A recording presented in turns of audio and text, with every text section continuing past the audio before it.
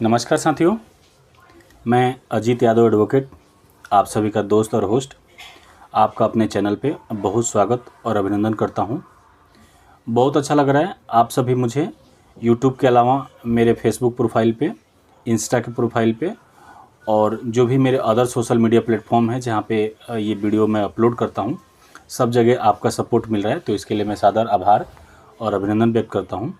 आप सभी का अलग अलग क्वेश्चन और क्यूरी मुझे मिलता रहता है और मैं कोशिश करता हूं कि आपके मनपसंद जो भी टॉपिक हो उसी के ऊपर वीडियो अपलोड किया जाए।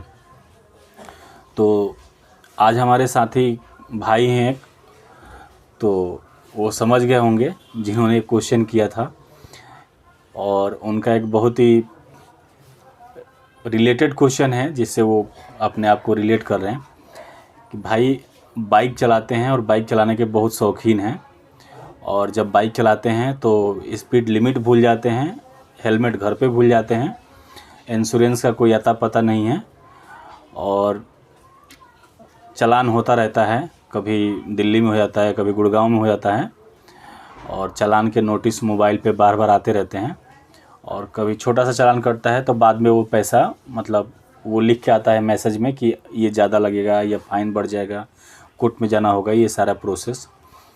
तो इसी पे उनका सवाल था कि कौन से लॉ को ब्रेक करने में कितना फ़ाइन लगता है।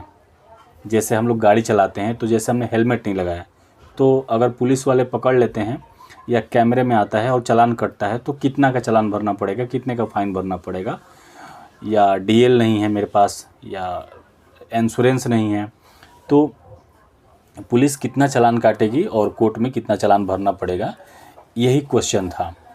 तो आइए आप सभी के जानकारी के लिए, जो भी मेरे मित्र हैं सब लोग गाड़ी और टू व्हीलर फोर व्हीलर सब ड्राइव करते हैं और ये हमारे डेली का काम है और चालान होते रहते हैं। क्योंकि जहाँ तक मुझे पता है मेरे साथ वाले तो ज़्यादातर लोग हेलमेट और इंश्योरेंस कैरी तो बिल्कुल ही नहीं करते हैं। किसी किसी का डीएल बना है, किसी का नहीं बना है।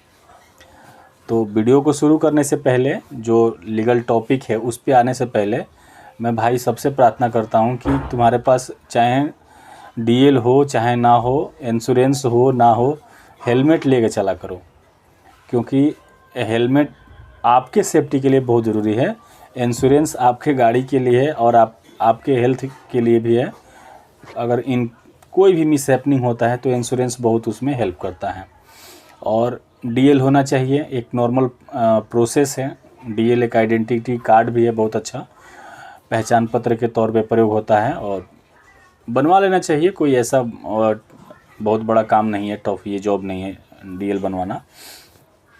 तो आप जब भी घर से बाहर निकलते हैं गाड़ी लेके, चाहे आप बाइक लेके निकलें, स्पेशली बाइक ड्राइवर्स के लिए मैं बोल रहा हूँ, जो भी बाइक्स के लिए जैसे हम लोग निकलते हैं तो हेलमेट तो नेसेसरी है, हेलमेट लेके चलिए और डीएल बनवा लीजिए। इंश्योरेंस अपना गाड़ी का हमेशा रखिए और गाड़ी की मेंटेनेंस हमेशा रखिए ताकि उसके जो गियर हैं, ब्रेक है, ठीक से काम करें। मिरर हमेशा यूज करें और मिरर को चेहरा देखने में यूज ना करें, बैक साइड देखने में यूज करें कि पीछे से कौन सी गाड़ी आ रही है, कैसे आ रही है।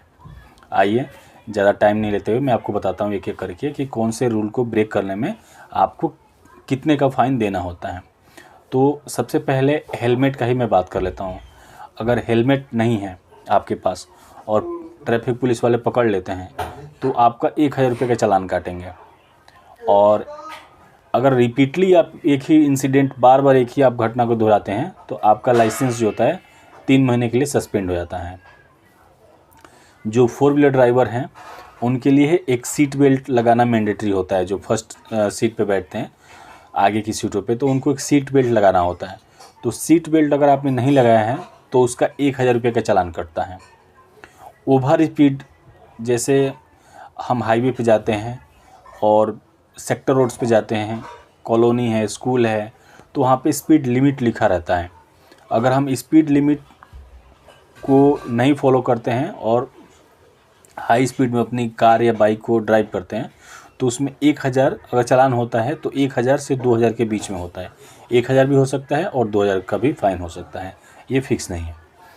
गाड़ी चलाने के टाइम पे सबसे जो सब मतलब सबसे ज़्यादा जो जिसमें चालान लगता है, जिसमें फाइन सबसे ज़्यादा लगता है, वो है ड्रिंक एंड ड्राइव का केस। अगर कोई शराब पी के गाड़ी चलाता हुआ पाया जाता है तो उसका जो फाइन लगता है वो 10,000 तक का लगता है, और प्लस में उसको 6 महीने की जेल भी हो सकती है।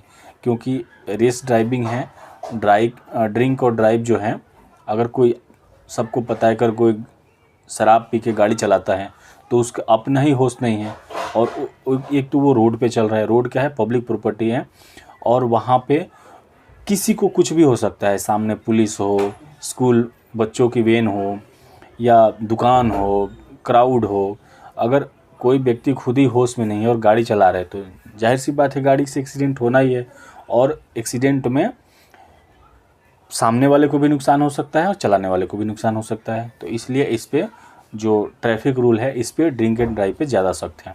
तो इसमें 10,000 तक का चालान बनता है, और इसमें 6 महीने की सज़ा तक हो सकती है। इसके अलावा एक और है कि अगर आप विदाउट इंश्योरेंस, अगर आप गाड़ी चला रहे हैं लेकिन आपके पास गाड़ी का इंश्योरेंस नहीं है, तो उसमें आपका 2,000 तक का चालान कटता है। और कई बार क्या होता है कि इसमें ट्रैफिक पुलिस को राइट होता है कि वो आपकी गाड़ी को इम्पाउंड भी कर सकते हैं। इम्पाउंड मतलब उठा के जब्त कर सकते हैं। तो ये सारी चीज़ें हैं। एक और है रेड लाइट जंप का। जैसे हम लोग देखते हैं कि रेड लाइट शहरों में जहाँ ट्रैफिक सिस्टम ठीक है तो लोग बिल्कुल हड़बड़ी में रहते हैं, रेड लाइट है फिर भी वो गाड़ी को स्टार्ट ही रखते हैं और ग्रीन होने से पहले पहले निकल जाते हैं। तो वो कैमरे में आ जाता है। तो कैमरे में जब आता है सीसीटीवी में, तो उसमें 1,000 तक का फाइन बनता है। तो जब गाड़ी चला रहे हैं ना, तो वहाँ पे अपनी सेफ्टी का ध्यान रखना बहुत ज़रूरी है।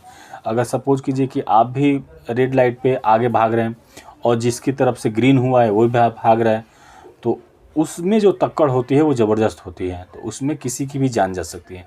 इसलिए रेड लाइट पे पेशेंसली वेट करें, और 30 सेकेंड से 60 सेकेंड तक का रेड लाइट होता है, इसलिए धैर्य बना कर रखें। और जो भी डॉक्यूमेंट्स हैं वो कैरी करें हमेशा से, और हेलमेट किसी हाल में ना भूलें। डीएल बनवा लीजिए, डीएल बनवाना कोई बड़ी बात नहीं है। आप मुझे कोऑर्डिनेट कीजिएगा, जो डेली एनसीआर में लोग हैं मैं उनका डीएल बनवा दूंगा, और इंश्योरेंस वगैरह आप लोग देख लीजिएगा। तो इस वीडियो में इतना ही। और आगे चालान कैसे पे करना होता है इस पे मैंने एक वीडियो बनाया था, और अगर आप दोबारा से बोलेंगे कि चालान कैसे पे होगा, जैसे ये सारे जो मैंने बताए प्राइस की, इस चालान में इतना फीस होता है, इस लॉ ब्रेक में हमें इतना इतना देना होता है। इसके अलावा इसमें अप डाउन भी होता है, जो मैं अगले वीडियो में बता दूंगा। अगर आपका चालान आया भी है तो आप मुझे एक बार कोऑर्डिनेट कीजिएगा।